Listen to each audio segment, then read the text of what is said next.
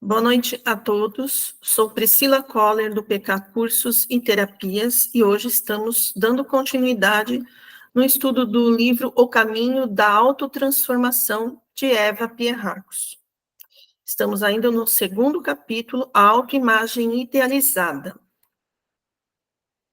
Então, continuando, o afastamento do verdadeiro eu. Né? Quando a gente se liga muito ao nosso eu idealizado, nós estamos nos afastando cada vez mais do nosso verdadeiro eu.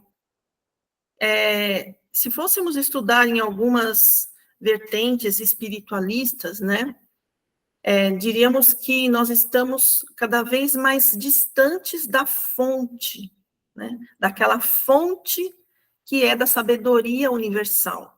A sabedoria universal, ela está próxima do nosso eu verdadeiro, ela não está próxima do nosso eu idealizado.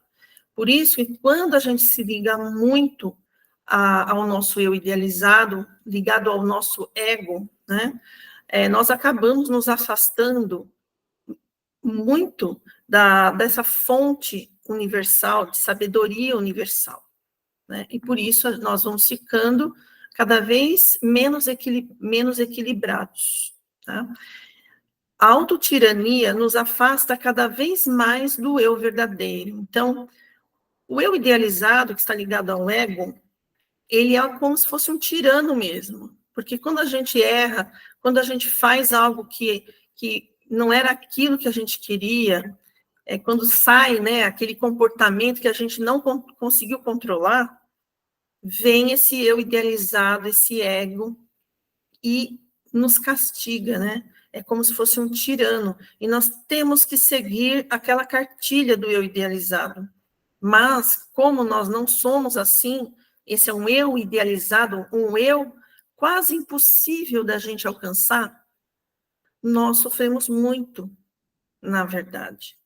Nós nos desequilibramos, e nós vamos tentando ter esse jogo de cintura, nós vamos tentando atingir essas expectativas, que são irreais. Nós não vamos atingir tão facilmente, porque elas estão muito distantes daquilo que a gente verdadeiramente é, né? Somente o verdadeiro eu funciona com todas as nossas habilidades e capacidades.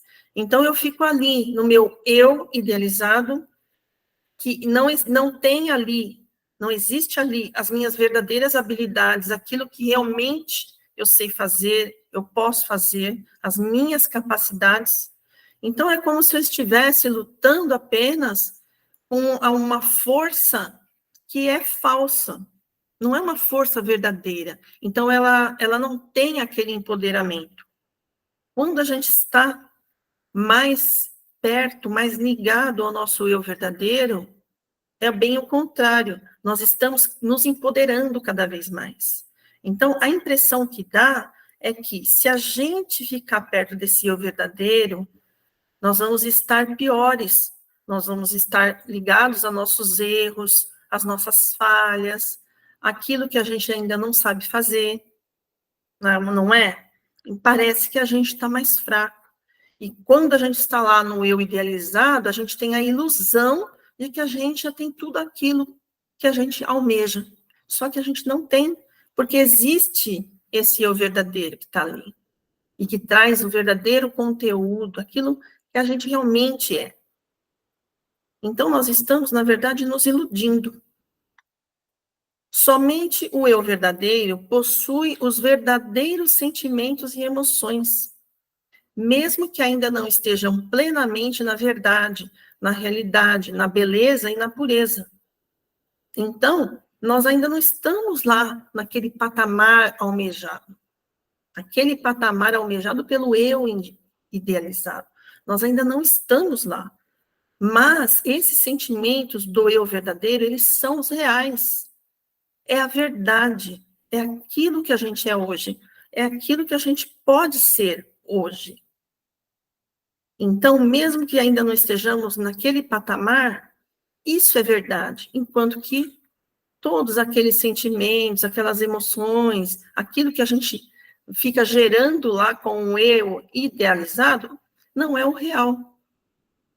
Na verdade, não é o real, porque quando eu quero me vingar, por exemplo, eu quero me vingar de alguém, e eu barro isso, e eu fico ali dizendo para mim mesma que eu sou perfeita, que eu não sou assim, eu sou nobre, eu sou muito boa, então eu barrei aquilo, mas eu não quis olhar para quem eu realmente sou, né? Aquela vontade que eu tenho de verdade. Eu não quis olhar. Isso significa que o ideal é a gente olhar para aquele sentimento, por exemplo, de vingança e ir adiante. Não, não é isso. É a gente reconhecer que a gente tem esse sentimento. Ele está dentro de nós. É esse que é o caminho. Porque quando a gente está lá no eu idealizado, aquele tirano que nós criamos dentro de nós, ele não quer que a gente nem olhe para aquelas sombras que a gente tem.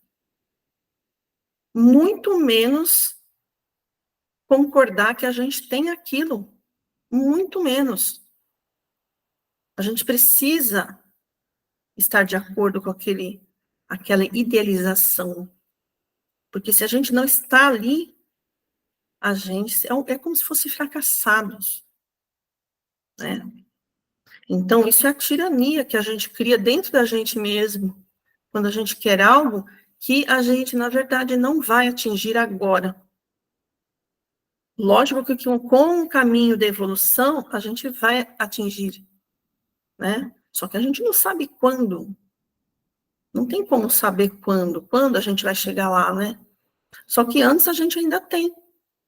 Aí nós podemos pensar naquelas pessoas que, para exemplificar, né? A pessoa é muito boa, a pessoa é muito amorosa, a pessoa faz tudo para todo mundo. E tem alguém que vai lá, né? E fica espetando essa pessoa quase perfeita. E espeta daqui, espeta dali, até que essa pessoa quase perfeita explode. E vai para cima. Quando isso acaba, quando esse ímpeto interno se expressa, né? Se expressa e vai para o externo, depois que isso acontece, essa pessoa começa a ter a autocobrança, a culpa,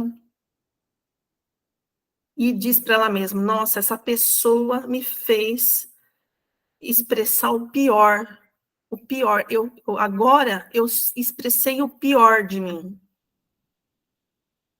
E começa a se culpar, e começa a se martirizar, porque, puxa, ela não é aquela pessoa.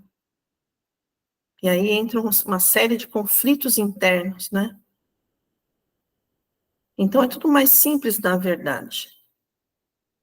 O que a gente precisa é simplesmente encarar esse eu interno que a gente tem, encarar essa nossa verdade. Se nós ainda não conseguimos perdoar, por exemplo, de que adianta a gente ficar fazendo de conta que perdoa? Nos obrigando a perdoar se a gente ainda não consegue perdoar. Então, não é mais simples que a gente concorde com a gente mesmo, olha, eu ainda não consigo perdoar, mas eu acho que eu consigo não me vingar. Eu acho que eu consigo ir trabalhando esse meu eu interno, essa minha sombra, porque mais adiante eu já vou ter crescido, e quando eu olhar para tudo isso, muito provavelmente eu já vou ter esquecido isso, ou isso não vai mais me atingir dessa forma, né? Então, vejam que não é algo muito além do que a gente poderia administrar. O problema é que nós temos esse ego e ele não deixa, ele não concorda. E esse é o grande entrave da nossa vida. Gradativamente, começamos a perceber quais são as exigências e os padrões específicos do eu idealizado, bem como a insensatez e a impossibilidade dessas exigências e padrões. Então, quando a gente começa a se aceitar ali, aceitar as nossas sombras, fazer dessa outra forma, né? Sim, a gente até é uma pessoa boa, mas a gente tem esse outro lado também, né? A gente começa a ver, a escancarar isso para a gente mesmo. E tudo e qualquer coisa, qualquer sentimento, qualquer emoção, é escancarar mesmo para nós mesmos.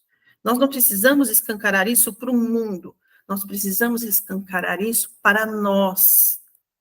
Não se trata da gente se expor para todo mundo. Nós precisamos expor isso para nós. E parar de expor para o mundo aquilo que a gente não é. Então, a pergunta aqui que eu deixo para cada um de nós é: o quanto eu estou expondo para o mundo que não se trata do meu eu real? O quanto eu exponho, eu passo para o mundo algo que, na verdade, é do meu eu idealizado. O quanto eu estou propagando isso para o mundo? Então, essa é uma pergunta que eu deixo para a nossa reflexão, porque eu também me coloco dentro. Eu também sou uma estudante desse livro. Estou lendo ele pela primeira vez, estou aqui, trocando aqui com vocês, nós no finalzinho aqui a gente vai conversar também. Então, eu estou colocando essas reflexões aqui, esses comentários, né? Nós vamos aqui percebendo, quando a gente começa a se relacionar com esse nosso eu interno, a gente vai vendo claramente, nossa, mas isso que eu estava querendo antes não tem nada a ver. O quanto isso está me destruindo a minha paz, a minha felicidade, a minha tranquilidade, o meu prazer de viver. O quanto esse eu idealizado está tirando da minha vida. Então, isso a gente precisa estar atentos. Porque nós estamos perdendo, não é para o mundo, nós estamos perdendo para nós, para a nossa vida. E todas as pessoas que fazem esse caminho em direção desse autoconhecimento, em direção de abraçar as próprias sombras, começa a perceber essa discrepância que existe entre o eu idealizado e o eu real. Então, quando sentirmos ansiedade e depressão, devemos levar em conta o fato de que o eu idealizado pode estar se sentindo questionado e ameaçado por suas próprias limitações pelos outros ou pela vida. Então, é naquele momento que a gente não quer aceitar, muitas vezes, aquilo que a gente pode dar ao mundo, porque a gente exige padrões muito elevados, não é? Aí a gente entra em depressão, por quê? Porque a gente não está conseguindo atingir essas expectativas desse eu idealizado. Porque lógico que nós não vamos conseguir apresentar algo que a gente não é. As nossas capacidades, habilidades estão com o eu verdadeiro, não estão com o eu idealizado. O eu idealizado é como se fosse um fake, é uma máscara. Máscara que a gente coloca e que não se trata da nossa verdadeira face. A ansiedade e a depressão, muitas vezes, evidenciam um autodesprezo que está por trás. É justamente isso, não é? Quando a gente não aceita, que a gente não conseguiu produzir aquele padrão alto que a gente gostaria de produzir, nós estamos desprezando aquilo que a gente pode fazer. Nós estamos diminuindo, a gente está, isso eu não quero. É desse jeito não. Por que desse jeito não? Porque isso eu não quero. Eu quero sim. É isso que eu posso dar. E eu posso melhorar. E que bonito que é quando a gente começa a observar os nossos passos de melhora, de crescimento. A gente pode ver, olha, eu era assim, fui caminhando, olha como eu estou agora. Não estou perfeita, não, né? Mas, puxa, eu melhorei. Eu aprendi mais. Sentimentos compulsivos de irritação com os outros podem mascarar uma raiva contra si mesmo, não por alcançar os padrões impostos, não, por não alcançar os padrões impostos pelo eu idealizado, né? Então, olha só de quantas formas essa raiva de não atingir esses padrões, essa insatisfação, elas nos atingem, né? De quantas formas elas nos atingem, não é? Às vezes a gente está até projetando no outro a nossa raiva, vendo o problema do outro, vendo os defeitos do outro. Na verdade, a gente está projetando aquilo que a gente tem e que a gente não quer ver. E isso está dentro do nosso inconsciente mesmo. É uma coisa que a gente não percebe e que a gente está reproduzindo o tempo todo. Então, quando a gente está no eu idealizado, nós não estamos conscientes da verdade. Não estamos com a nossa consciência. A luz da consciência, ela está meio apagada. Então, mais um benefício da gente realmente mergulhar em quem a gente realmente é. E está tudo bem. Que mal há em ser quem nós somos? Uma vez que a gente não aceita nós mesmos, como nós vamos aceitar o outro? Como nós vamos aceitar o diferente? Aquela história de inclusão, né? Nós não estamos na inclusão, né? Porque a gente não aceita nem a gente mesmo. Aí quando a gente fala, ai, vamos aceitar o próximo, vamos amar o próximo, mas a gente não ama e não aceita nem a gente mesmo. Não devemos atribuir somente a problemas externos a responsabilidade por estados depressivos ou de medos. O medo, a depressão, não tem a ver com o que está lá fora. Tem a ver com o que está aqui dentro. O mundo é o mundo, as coisas são como são. Está cheio de pessoas que também estão aí usando seus eus idealizados. Cheio de pessoas que estão jogando sua raiva na gente, porque eles estão se vendo na gente. Tudo aquilo que a gente reproduz para o mundo, tem um monte reproduzindo também. Não é verdade? Então, o que a gente tem de medos e de questões internas só tem a ver com a gente mesmo.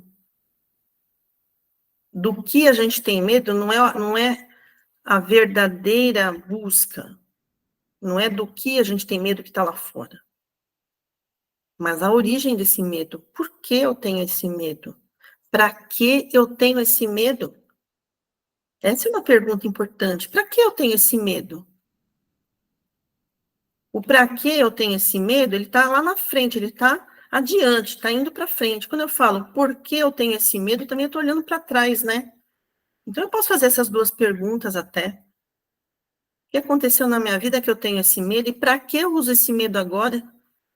A depressão, o medo, a raiva, todas essas coisas que a gente tem, elas têm uma razão de ser para a nossa psique, né? Elas têm uma razão de ser. Assim como a febre tem uma razão de ser no organismo. Quando a gente usa o remédio e não deixa a gente ter um pingo de febre, nós estamos evitando que o nosso organismo crie as forças, né?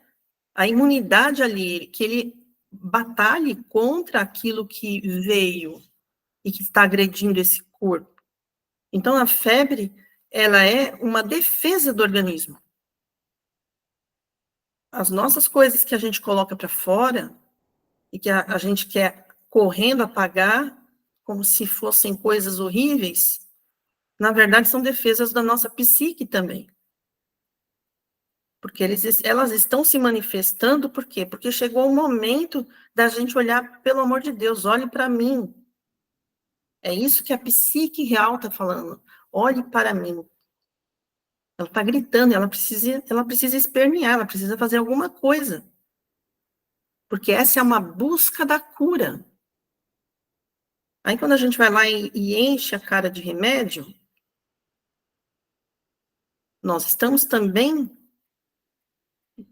calando esse nosso eu interno, né? Então, se a gente precisa tomar remédio, a gente toma o remédio, mas a gente não pode só tomar o remédio.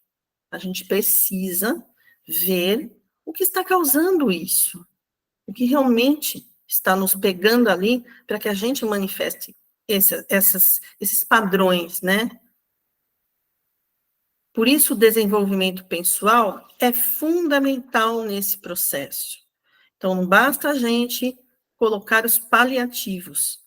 Nós precisamos realmente encontrar as causas reais, não é? Os porquês e os paraquês.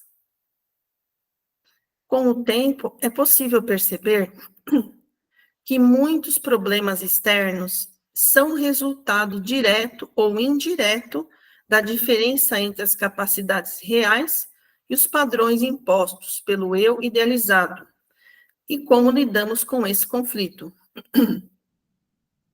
Então, quando eu não consigo lidar com o que está externo, é porque eu não estou lidando com a parte nossa, a nossa parte, que precisa lidar com esses problemas externos, né?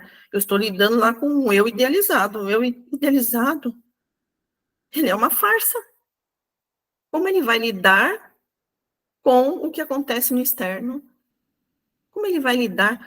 A vida, ela traz uma avalanche de obstáculos e de coisas que a gente precisa resolver, né?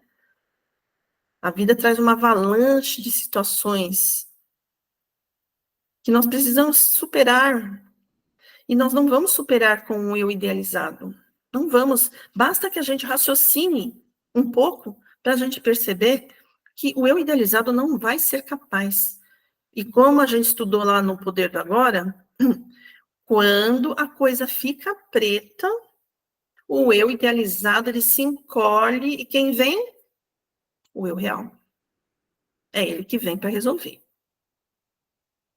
Então, quando a coisa fica preta, o eu idealizado sai correndo. Aí ele foge. Ele foge, sabe por quê? Porque ele não sabe lidar com aquilo. Quem vai saber lidar é o eu real. Porque o eu real vem com todas as suas capacidades, as suas habilidades. Ele não vem com coisas que ele não sabe. Ele vem com coisas que ele sabe.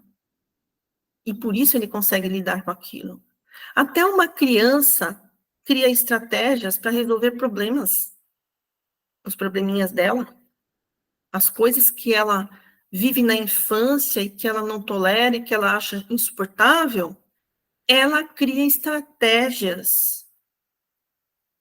E não é com o eu idealizado, não. A própria criança tem uma sabedoria interna que lida com questões sérias. Muitas crianças vivem situações muito graves, muito sérias, que elas não sabem nem como se defender. E elas, de um jeito ou de outro, elas criam estratégias dentro delas para lidar com aquilo. Se as crianças fazem isso, como a gente consegue não fazer? Não é? Então, a gente é capaz de lidar com qualquer conflito. Porque nós vamos precisar lidar, não tem jeito. Se a vida trouxe, nós vamos ter que lidar com isso. Não adianta fugir, sair correndo e se enfiar debaixo da cama, porque não vai rolar. As coisas estão aí para a gente, né, resolver. A jornada de compreensão do eu idealizado nos ajuda a perceber que as exigências para manter uma ilusão, bem como aquilo que consideramos louvável, é, na verdade, orgulho e pretensão. Então, o eu idealizado está cheio de orgulho e pretensão, né? E quando a gente começa a entrar nessa jornada do autoconhecimento, a gente começa, então, a entender esse eu idealizado, como ele funciona, a gente observa isso. Quando a gente se engaja nesse caminho do reconhecimento do nosso verdadeiro eu. E a gente começa a perceber muito daquilo que a gente acha incrível e maravilhoso, às vezes estava lá o orgulho, né? A pretensão, a ostentação, muitas vezes. E às vezes a gente acha que não tem isso, não. Mas tem, ela está lá. Porque é tudo muito camuflado, né? É tudo muito feito para que pareça real. Mas não é. A autopunição, que é gerada quando não atingimos os objetivos do eu idealizado, pode trazer consequências. Claro, né? Por isso que nós vemos aí tantas pessoas desequilibradas, com uma série de questões bem complicadas mesmo. Quando teve aí o afastamento, que nós tivemos que ficar afastados, né? Na sociedade, nós tivemos que ficar isolados. Esse momento de isolamento trouxe uma série de problemáticas emocionais para as pessoas, porque elas tiveram que conviver elas com elas mesmas ali. Não foi nada fácil.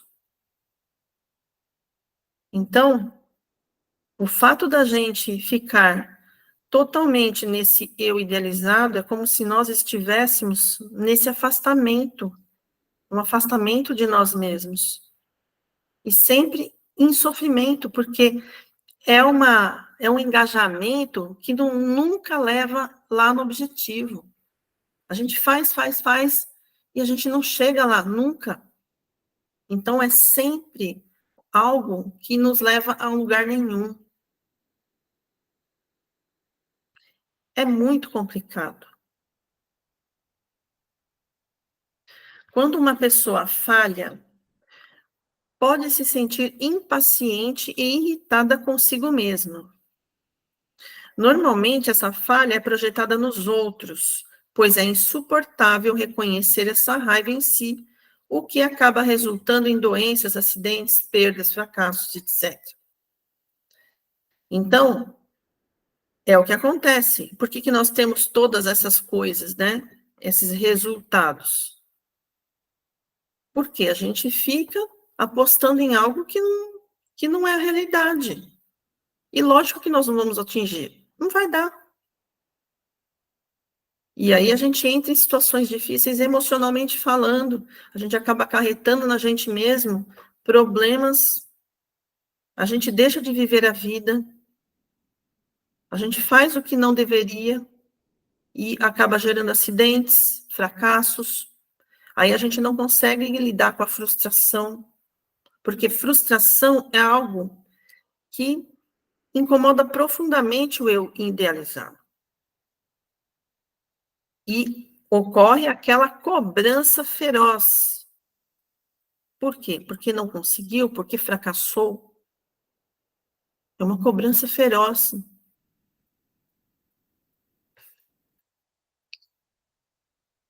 Agora, a renúncia ao eu idealizado. Ao dar os primeiros passos na direção da renúncia ao eu idealizado, você terá uma sensação de liberdade jamais sentida antes. E isso é real. Quem já está fazendo esse caminho vai poder atestar isso. É uma sensação de liberdade, de leveza muito grande. É muito gostoso não ter obrigações nesse sentido. Não ter que. Não ter que ser além, muito além. Não ter que estar lá no topo. Não ter que isso, não ter que aquilo. Apenas ser o que a gente é. E fazer o melhor com o que a gente tem hoje.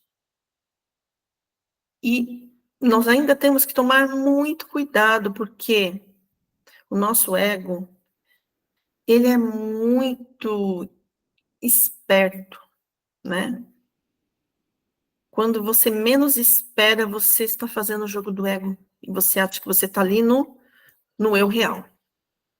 Então, a gente tem que estar sempre muito atentos, porque para não cair de novo nesse jogo, nessa jogada aí do ego. Como eu sempre digo, o ego ele está aqui para nos servir, para servir o eu real. O ego é aquele que nos dá o senso de individualidade, né, de quem somos nós, a nossa personalidade, não é? Ele precisa nos servir. Não é o eu real que vai servir ao ego. É uma briga, é uma luta contra o que é o real e o que é o fake. É uma briga de foice mesmo. E que vai nos causando muita desgraça, muita tristeza, muita dor. Então você terá verdadeiramente renascido, seu verdadeiro eu emergirá. Quando você começa a sentir essa liberdade vinda dessa caminhada em direção ao nosso eu real, né? Aí você sente quem é você. Você sente essa força vindo, né? Você sente esse empoderamento. Você percebe quais são as suas capacidades, quais são as suas habilidades, o que você precisa dar a sua lapidada ali. A vida se torna muito mais dinâmica, mais prazerosa, mais misteriosa, mais cheia de presença. A vida, ela precisa ter nossa presença. O eu idealizado não é presença. A presença é o eu real. E isso faz toda a diferença. Muitas mudanças ocorrerão, como alterações em suas reações com respeito à vida, aos acontecimentos, a si mesmo e aos outros. Ou seja, você vai realmente perceber as mudanças que acontecem com você, com a sua forma de ser, né? Com as suas atitudes anteriores, com as atitudes de agora. É possível perceber essa mudança acontecendo o tempo todo, dentro de você. Esta renúncia nos dará a liberdade para nos entregar para a vida. Não de modo doentio e irracional, mas de modo sadio, e então conheceremos a beleza da vida. Enfim, né? Nós vamos mergulhar na vida de verdade.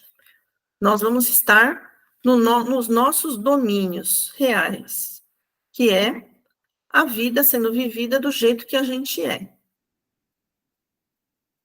A diferença entre o eu verdadeiro e o eu idealizado não é uma questão de quantidade, mas de qualidade, pois suas motivações originais são diferentes. Então, aqui estamos na parte do a volta para casa, né? O que seria essa volta para casa, né? Então, para o eu real, o que importa não é a quantidade, é a qualidade. Então, nós não vamos ter um monte de conquistas, né? Nós vamos ter conquistas com qualidade. Nós vamos ter uma vida que vai trazer situações que a gente vai resolver ou que a gente vai vivenciar com qualidade, do jeito que é, do jeito que a gente pode ser. Por isso vai ter qualidade, porque a gente vai estar imerso na vida. Realmente, não é? Imaginem a gente podendo viver a vida com o que a gente é, não tendo que ser o que a gente não é, não tendo que representar um papel. Isso é maravilhoso, não é? O eu idealizado quer ser perfeito imediatamente, enquanto o verdadeiro eu entende que isso não é possível e não se angustia com a situação. Então, quando eu estou lá no meu eu idealizado e eu não consigo alguma coisa, eu fico angustiada, eu fico com depressão, eu fico com raiva, eu me massacro, eu me desprezo, não me aceito, acho que eu sou ruim, acho que eu não sei isso, não sei aquilo, não sou capaz. Não faço igual fulano, igual ciclano. Esse é o eu idealizado. Já o eu verdadeiro, ele entende que ele ainda não pode chegar nesse patamar daí, que ele precisa ainda dar alguns passos. Então, ele entende que isso acontece, ele não precisa se angustiar, ele não precisa ficar preocupado, porque ele não tem altos patamares para escalar com as coisas que ele pode fazer. Ele vê a vida com mais realismo, né? É a pura realidade, é o que ele realmente é, o que ele pode dar. Ele já deixa claro para o mundo o que ele pode dar. Então, o mundo não vai exigir dele coisas que ele não pode dar, ele já deixou claro que ele pode, não é mesmo? Agora, o eu idealizado, ele quer deixar claro coisas que ele pode, que ele nunca poderá. Não agora, né? O nunca não, né? Algum dia, talvez, ele vai conseguir. Mas hoje ele não pode fazer isso. Então, fica muito difícil, né? Admitir a própria egocentricidade é essencial para enfrentá-la e reduzir sua influência com cada nova percepção. Então, nós temos que admitir isso. Às vezes a gente quer tudo para a gente mesmo. A gente só pensa na gente mesmo. Não é? Quando a gente fala mal de alguém, por exemplo, isso tem a ver com a gente só está pensando na gente mesmo. Às vezes, abaixar o brilho lá de uma pessoa, abafar o brilho dela, para que a gente brilhe, está no nosso inconsciente, né? A gente está ali fazendo. E o outro perde o brilho para que a gente fica mais fácil, né? Fica mais fácil para a gente crescer, para a gente ficar ali à vista, né? E isso é egocentrismo, uma série de situações na nossa vida que a gente pode observar esse egocentrismo. Então, a gente precisa ver isso, mas não com julgamento. É como uma mãe olha para um filho, o filho faz errado, ela fica julgando? Não, ela não deve ficar julgando. Ela vai ensinar o filho. Olha, não é bem assim. Tá vendo? Assim, dessa forma, você prejudica o outro. Você não está sendo a pessoa que você verdadeiramente é, tá vendo? Ó, você não é assim. Então, a mãe vai explicar. A mãe não vai julgar, a mãe não vai desprezar. Nós temos que ser uma mãe com a gente mesmo. Um pai com a gente mesmo. Um pai que ensina, que mostra o caminho da vida, que empurra para a vida, né? A criança não nasceu sabendo, nasceu. A criança nasceu e não sabia nada. Ela foi aprendendo. E ela, por que será que agora a gente acha que agora a gente já sabe tudo? Nunca vai ser assim. A gente sempre vai aprender coisas, a gente sempre vai ter pessoas que sabem mais, sempre, sempre terá gente que sabe muito mais do que nós. E nós também saberemos mais do que outras pessoas. Isso não significa que nós somos superiores àquelas pessoas que sabem menos, ou que alguém que sabe mais é superior a nós. Significa apenas que aquela pessoa sabe aquelas coisas que são superiores ao que eu saiba, ao que eu sei em relação a isso. Mas tem coisas que eu sei que o outro também não sabe. Então não é algo absoluto, nunca, né? Quanto mais egocêntrico se é, menos autoconfiante se será. Ao contrário do que é o eu idealizado, do que o eu idealizado acredita, né? Então, a autoconfiança vem de você encarar esse egocentrismo, né? Encarar isso. Você vê que você tem, sim, ainda muitas falhas, que precisa ainda de muitos aprendizados, que vai ter muitos aprendizados ainda pela frente, e que as coisas não são só para a gente, não é só para mim, não é só eu que preciso ficar bem, É o que eu também ofereço para o mundo, né? O que de mim eu ofereço para o mundo? Porque eu estou recebendo do mundo o tempo todo. Até mesmo aquelas chapuletadas que a gente recebe do mundo, se a gente está recebendo, é porque tem alguma coisa aí para a gente aprender. Então, a gente precisa abrir o olho e aprender. Não é? São os desafios. As exigências de perfeição do eu idealizado são motivadas por razões egocêntricas, o que impede o desenvolvimento da autoconfiança. Como que eu vou confiar em algo que eu estou ventilando para o mundo e que eu nem sou ainda? Que eu faço de conta que eu sou, não é? O que eu não quero que vejam, eu escondo, como se aquilo fosse me diminuir. Então, isso não gera uma autoconfiança. A autoconfiança é quando eu coloco as cartas na mesa, eu não me nego, eu não tenho mais telhado de vidro. Não tenho. Porque eu coloquei as cartas na mesa, eu sou assim. Até onde eu sei, eu sou desse jeito. Mas eu acredito que eu devo melhorar. E aí, olha só, eu tenho uma autoconfiança porque eu estou com o meu eu verdadeiro, do jeito que ele é. Não importa. A verdadeira liberdade de voltar para casa, que significa encontrar o caminho de volta para o seu verdadeiro, eu verdadeiro, e não apenas retornar ao mundo espiritual após a morte física. Tem muitas pessoas que entendem a volta para casa, principalmente no âmbito religioso, né, como sendo a volta para a pátria espiritual, né, mas não é esse o voltar para casa que se está falando aqui. Aqui nesse livro está se falando desse voltar para casa, é voltar para dentro de você. Esse eu seu, eu real, é a sua casa. É a sua casa interna.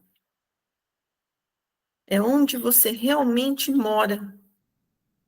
Então, esse trabalho que a gente faz, né, do autoconhecimento, é o voltar para casa, a nossa casa interna. Quando a gente está em casa, na nossa casa mesmo, a gente sente uma força, né, uma proteção, a gente se sente abraçado, acolhido, a gente tem o nosso teto, é o nosso porto seguro, não é?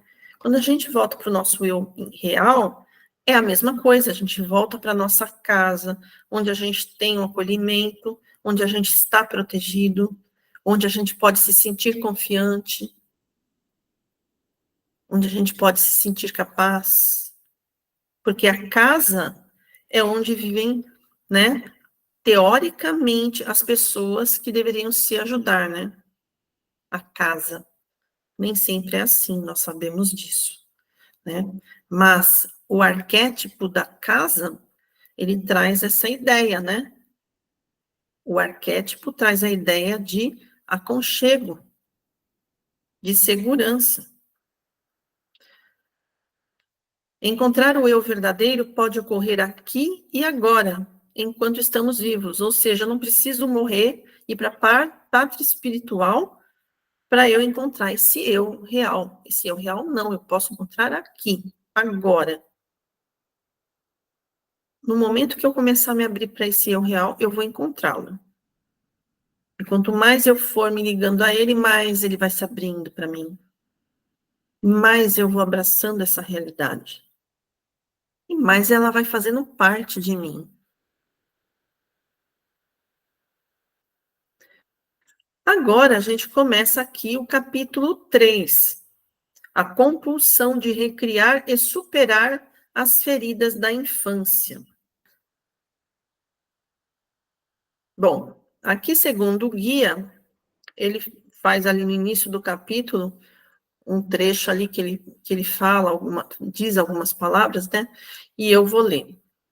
A psicologia profunda é uma disciplina espiritual, porque, através do autoconhecimento, é possível purificar a alma, removendo padrões autodestrutivos e facilitando a conexão com o Deus interior.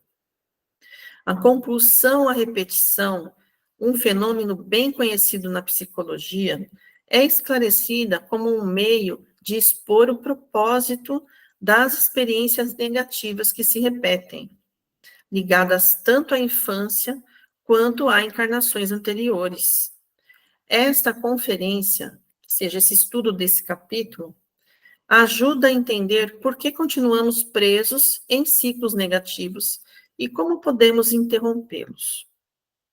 Então, aqui, ele vai falar bastante dessas questões da infância, daquilo que a gente viveu na infância, de como aquilo acabou se arrastando até hoje, né?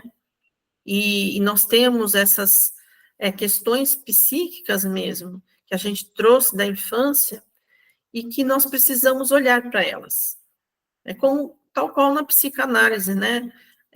Que a gente vai lá na infância, a gente conversa com um cliente, por exemplo, que está fazendo uma análise, né, psicanalítica.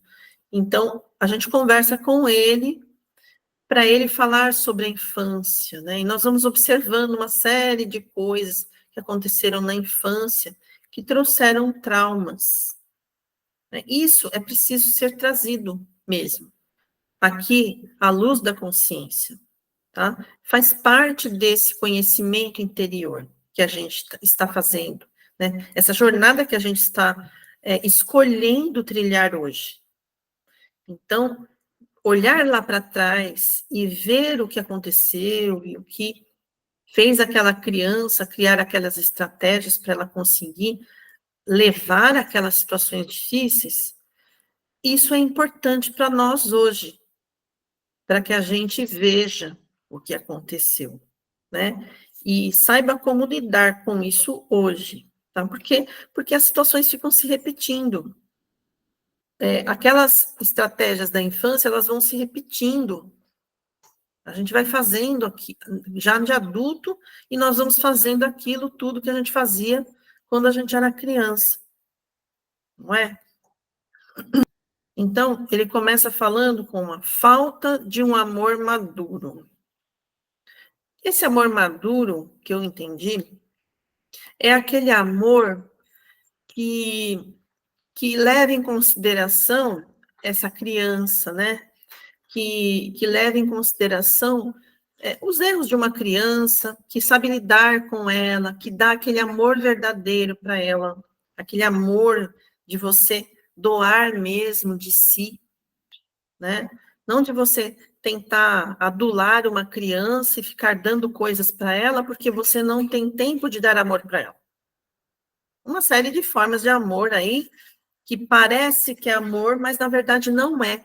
Então, aqui nesse capítulo, ele vai falar bastante sobre esse tipo de assunto, né?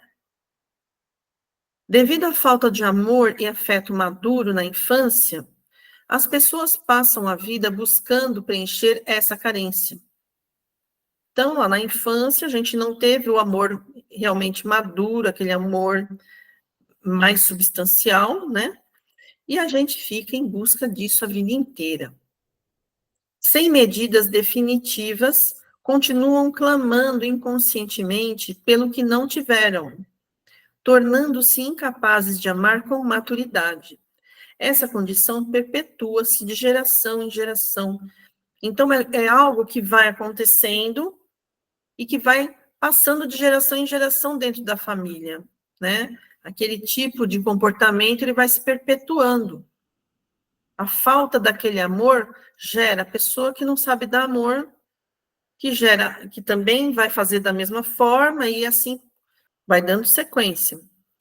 O remédio para a falta de amor maduro está em você. Conscientize-se do problema, que é o que eu estava falando no início, né? Da gente ir para a infância, começar a perceber o que aconteceu lá, trazer para o agora. Então, isso é conscientizar-se do problema.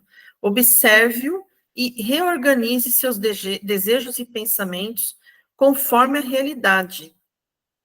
Ou seja, ressignifique aquilo que aconteceu lá atrás. Você ressignifica essa situação. Você traz para essa realidade agora. Né? Porque muitas vezes a gente está repetindo aquele comportamento como se a gente tivesse parado lá. Só que hoje já é um outro momento. Não se trata mais daquele momento, agora é outro. Então eu preciso me atualizar, não é?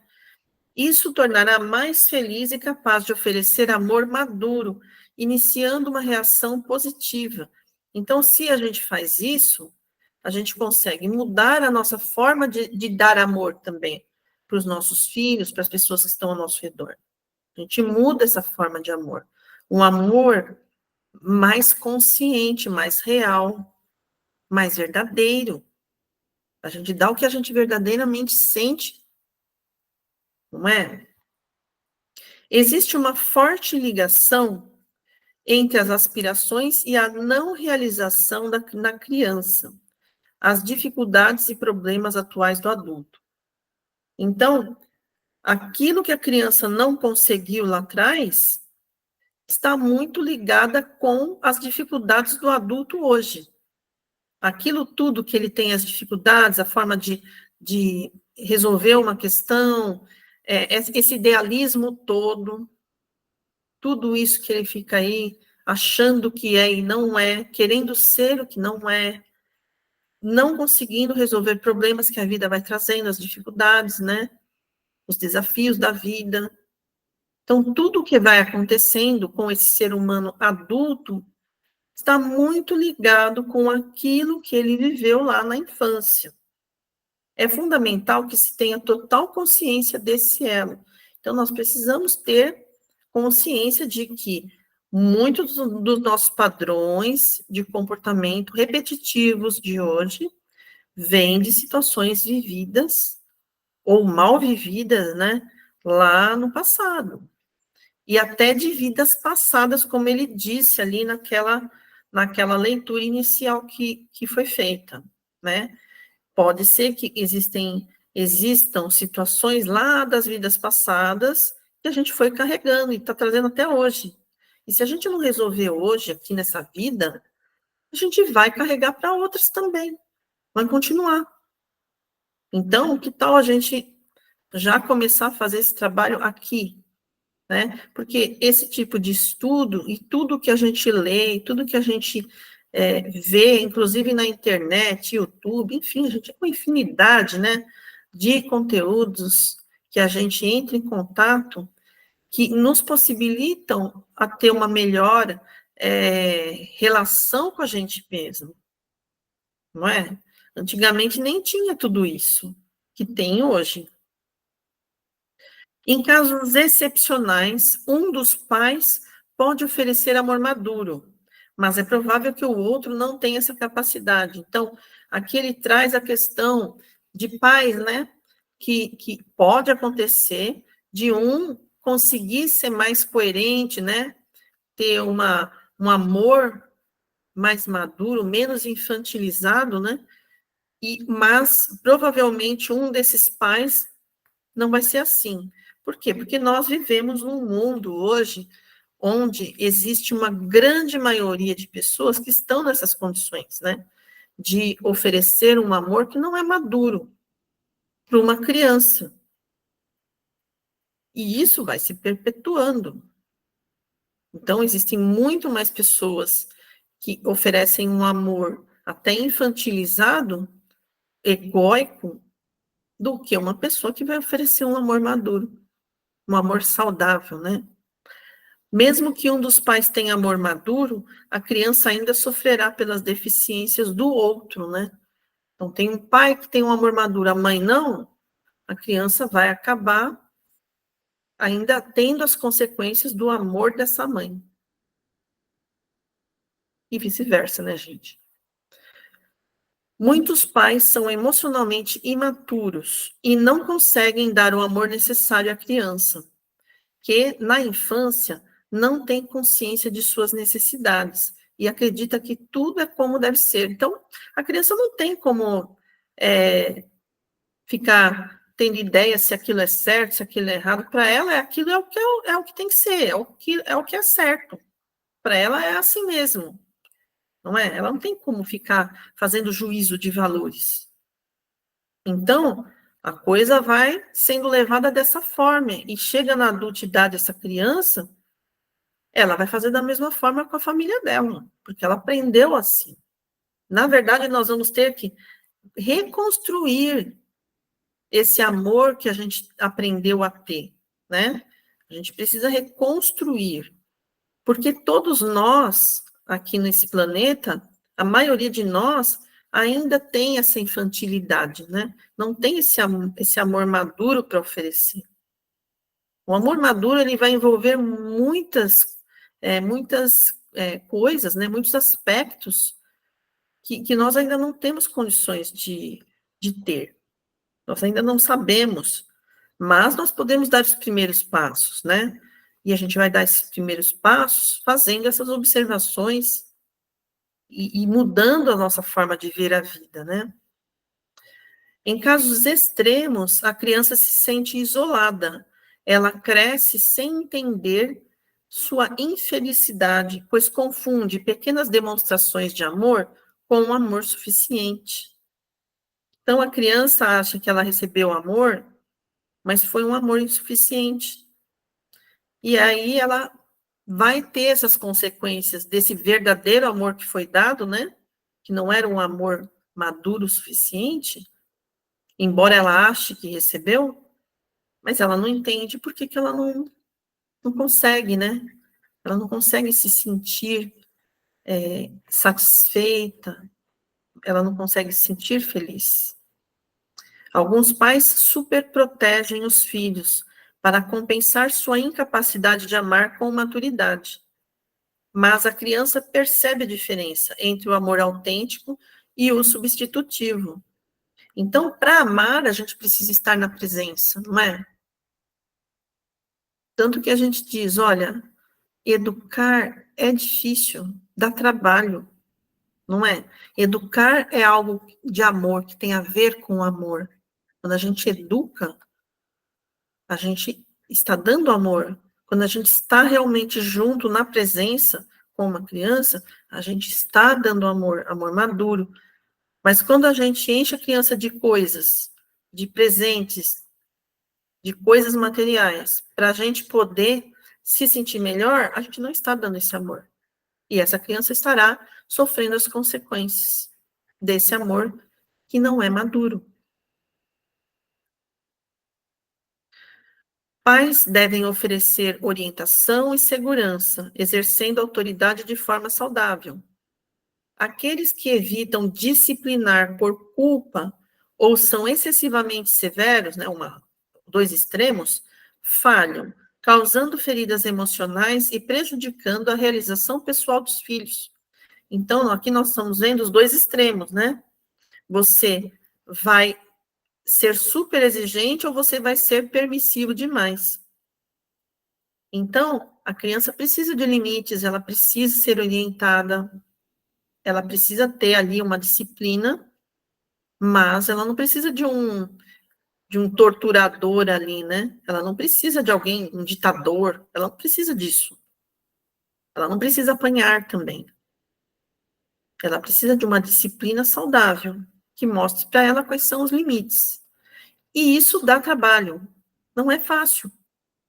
Educar uma criança não é fácil.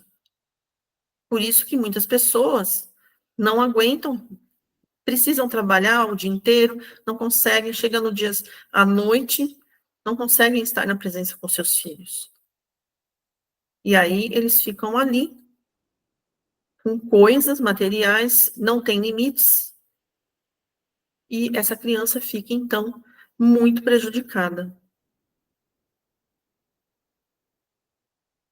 Filhos de pais rigorosos mostram rebeldia visível, enquanto filhos de pais brandos, ou seja, aqueles permissivos, têm rebeldia oculta e difícil de detectar. Então, dos dois extremos tem as consequências danosas. Se um pai oferece pseudo-afeto ou carinho insuficiente, a criança percebe inconscientemente e sente ressentimento, mesmo sem entender a causa. Isso gera culpa e insegurança, fazendo a criança tentar ignorar o problema. Então, a criança percebe que tem alguma coisa errada, mas, poxa, o pai está dando amor, né? Então, aquela coisa fica uma coisa meio interna e gera aquela culpa. Por que ela se sente assim, né? Se os pais fazem tudo por ela, por que ela se sente tão mal? É essa coisa oculta dentro da pessoa, ela não entende. Por quê? Porque quando os inconscientes se conversam, se conectam, eles se entendem. O inconsciente entende o inconsciente do outro. Então, o inconsciente da criança entende o inconsciente de um pai que não está ali na presença, que está fazendo de conta que está, mas ele não está. E ela entende isso lá dentro. É uma outra linguagem, não é a linguagem racional, né? Você não conseguirá perdoar seus pais até enfrentar as mágoas inconscientes da infância. Então, é preciso colocar à luz da consciência tudo aquilo que aconteceu. Trazer para cá, para a realidade. Ressignificar tudo isso. Nós não vamos voltar lá e mudar as coisas, não vai ser possível. Mas também nós não precisamos carregar esse fardo a vida inteira. Nós não somos obrigados, não estamos condenados a ficar carregando isso, essa tristeza, esse sentimento, né, de mágoa dentro da gente. Mas a gente vai precisar fazer esse trabalho, né? Reconhecendo que seus pais eram imperfeitos e humanos, você pode, então, trazer essas emoções à consciência e lidar com elas. Então, nós não estamos falando aqui, não virou um estudo agora de educação, né? Agora é de educação, escola, né? Parece que a gente está num assunto um assunto de educadores, né? Na verdade, isso daqui que nós estamos estudando nesse momento, e fala muito de criança, né? É para nós mesmos, é para a gente começar a observar o que aconteceu com a gente lá naquele passado. O que aconteceu? Quando a gente começa a olhar para aquele passado e nos lembrarmos de certas situações, a gente começa a observar uma série de coisas que vão ser valiosas para nós hoje e que vão fazer com que a gente entenda muitas das nossas dores. Então, esse capítulo 3 é para a gente mesmo. Não é para educadores também, né? Mas é para nós também. Para educadores, para quem não é educadores, é para quem é adulto hoje, para quem hoje está vivendo dificuldades, principalmente as dificuldades emocionais. E também as materiais, né? Porque a gente sabe que dificuldades materiais, muitas vezes, são levadas a acontecer na nossa vida por conta de comportamentos que a gente teve, ou padrões de comportamentos que a gente costuma ter, né? E esses padrões de comportamento são justamente aqueles padrões que a gente tinha lá atrás, que foram se repetindo. Então, quando a gente observa, a gente muda esse estado de coisas, tanto na nossa psique, quanto no nosso corpo físico, quanto no nosso lado material aqui. Ok? Então, terminamos aqui essa parte aqui do capítulo 3, e espero que tenha conversado aí com as crianças de cada um, as crianças internas de cada um.